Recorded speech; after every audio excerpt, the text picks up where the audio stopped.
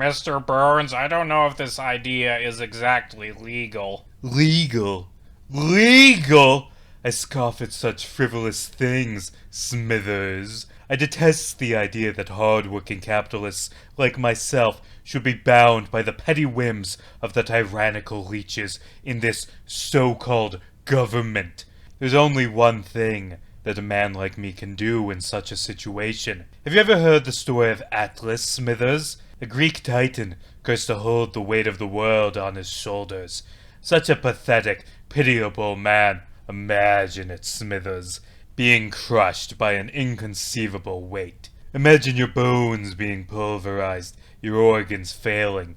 Imagine the pain being so utterly miserable that you would give up everything for a second of relief. In such a scenario, would it be morally wrong to shrug, to let the world crumble so you may achieve salvation? I don't know, sir. It's an interesting philosophical idea. Anyway, that's why I've decided to stop paying my taxes. What? I'm like Atlas, Smithers, and I have decided to shrug. I'm not sure I follow, sir. Think about it, Smithers. Who is it that keeps society running?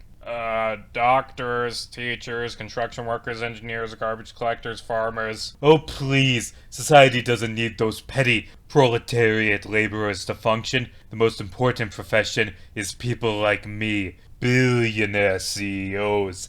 We keep society from crumbling, Mr. Smithers. If we decided one day to go on strike to stop dealing with the torment of being rich and powerful, the world would fall. We are Atlas. A power plant doesn't need things like engineers or technicians to function.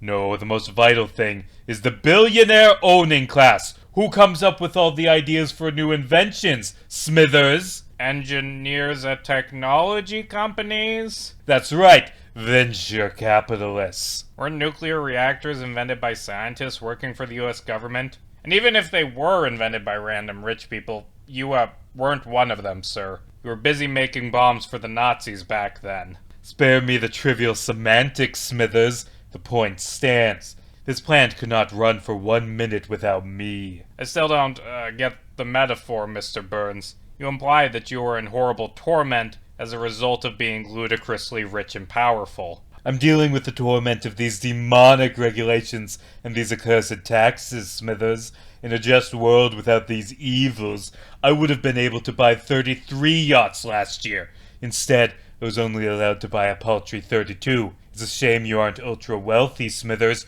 You can't imagine the pain I feel. I mean, doesn't that money go towards programs vital for society to function? Government programs that in the long term ensure more money for billionaires like you? It's my money! I worked very hard to inherit billions from my grandfather, Smithers. Of course, sir. I'm Atlas! I am the only thing keeping the world from falling into the abyss, and yet I am forced to suffer at the hands of a tyrannical government.